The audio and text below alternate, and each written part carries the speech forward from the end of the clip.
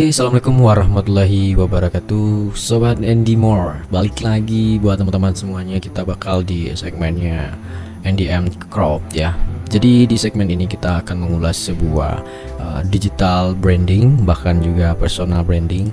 Dalam aspek ini yang bakal kita ulas dan bakal kita kaji ya, bagaimana sekarang ini tuh momentum Pileg sebentar lagi ya, di awal tahun 2024 kita tahu ya teman-teman ya. Jadi kampanye digital sekarang ini tuh sudah mulai masif karena belajar dari ragam pergeseran yang sudah terjadi. Yang pertama otomatis jelas variabelnya itu karena pergeseran transisi kehidupan aktif manusia itu dengan gadget ataupun smartphone. Ketika beraktivitas kurang lebih, kalau kita dalam range waktu 24 jam itu diambil tidur sekitar 8 bahkan 10 jamnya, sekitar ada 14 jamnya itu bisa jadi dibagi 2 atau 8 jamnya bisa kita mantengin smartphone terus. Ragam sumber, ragam aktivitas, ragam informasi kita dapatkan melalui gadget tadi ya, di ragam platform baik sosial media, webinar, bahkan di channel YouTube gitu ya, dan juga di platform jenis lainnya ya teman-teman ya. Kita tahu dulu media cetak, koran gitu, majalah, sekarang juga udah beralih ke koran digital, majalah digital gitu ya, bahkan juga ada berbentuk aplikasi gitu, dan juga dari radio analog ke radio streaming gitu.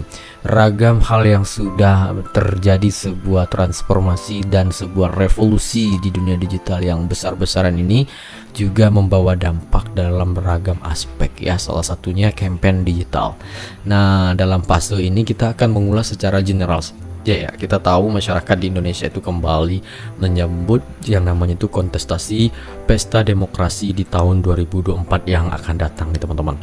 Sejak 2 tahun terakhir aktivitas politik sudah mulai tampak ya dengan kasat mata, bahkan parpol mulai sibuk ya menggelar aksi kampanye yang meskipun gong startingnya itu belum dimulai, tapi kita sudah mulai lihat baliho-baliho di mana-mana ya teman-teman.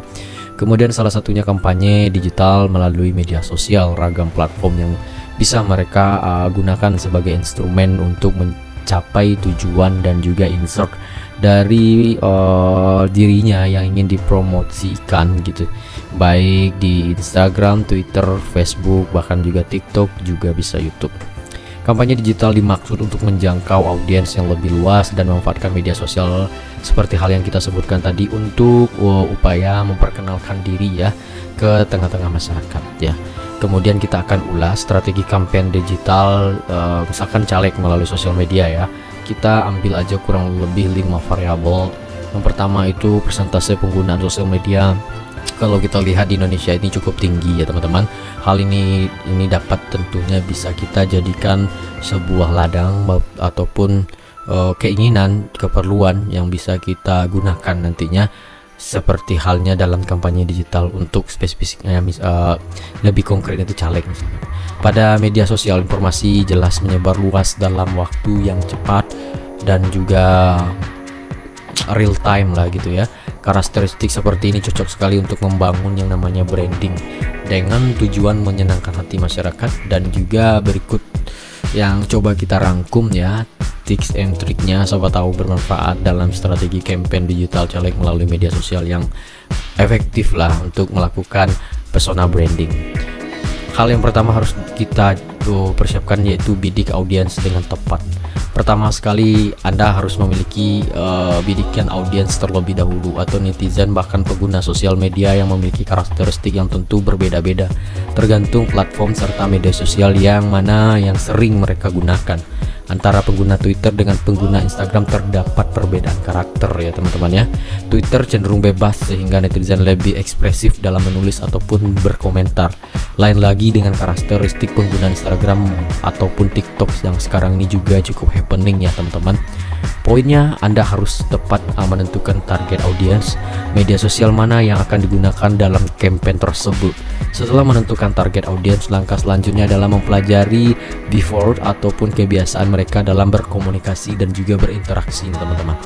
Dalam riset yang mendalam untuk hal ini, usahakan untuk minimalisir kesalahan komunikasi karena akan berakibat juga fatal. Caleg harus memiliki sebuah citra yang positif sampai pemilu ini berlangsung nantinya ya.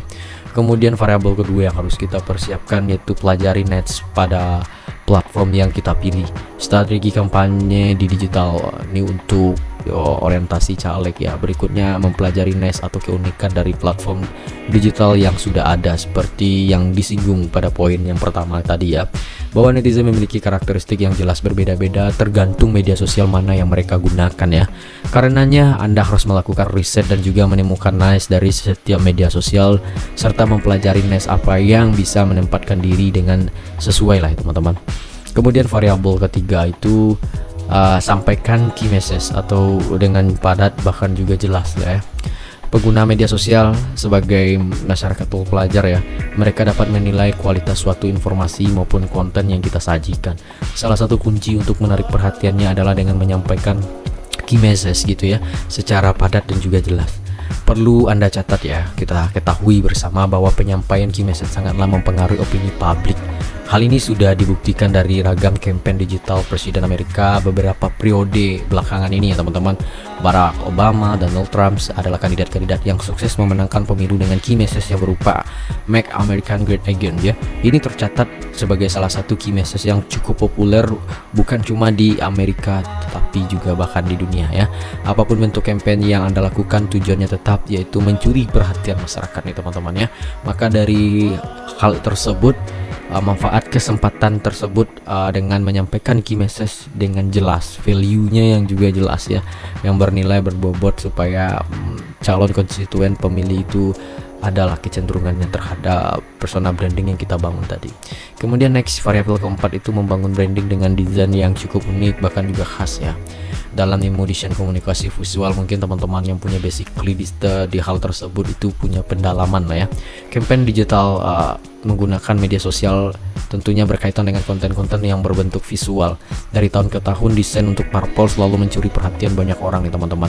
Tak sedikit juga netizen yang menaruh hati karena tertarik dengan desain yang unik dan juga bahkan khas lah gitu ya. Kemudian buatlah desain yang unik dan khas ini sehingga netizen dapat mengenali Anda gitu ya, yang memang ada keinginan untuk melakukan upaya persona branding dengan melihat sebuah desain yang keren gitu, yang menarik, yang unik, yang berkarakter bahkan ya. Selain membangun branding, desain yang menarik perhatian juga bermaksud untuk menyampaikan informasi secara efektif gitu ya. Bukan lagi sebuah rahasia bahwa pengguna media sosial di Indonesia ini bisa kita bilang itu krisis terkait literasi gitu ya. Daripada membaca sebuah teks yang panjang lebar, menyampaikan informasi lebih efektif dengan visual yang menarik dan juga eye catching lah ya gitu ya, menarik untuk dilihat. Kemudian variabel yang kelima yang mesti kita ketahui juga, amati dan pelajari strategi lawan politik ya. Strategi terkait kampanye di dunia digital bagi caleg adalah mempelajari bagaimana kampanye lawan, mempelajari strategi kompetitor bukan hanya cuma berlaku untuk pembisnis saja nih teman-temannya. Seorang caleg juga perlu melakukan hal ini untuk melakukan upaya pemenangannya ya. Hal ini harus ada perhatian yang sangat khusus lah ya saat menyusun sebuah strategi kampanye digitalnya. Dalam menghadapi panasnya persaingan meributkan sebuah kontestasi politik, banyak sekali persiapan yang mestinya harus kita lakukan. Begitu pula dengan antisipasi terhadap masalah yang mungkin saja terjadi di kemudian harinya. Kemudian tahapan bagaimana kita akan menyusun sebuah strategi itu juga penting yang harus kita perhatikan ya teman-teman. Yang pertama, memahami situasi politik saat ini. Jadi teman-teman, semoga dalam kontestasi ini hal-hal ini bagi anda semua yang jadi tim sukses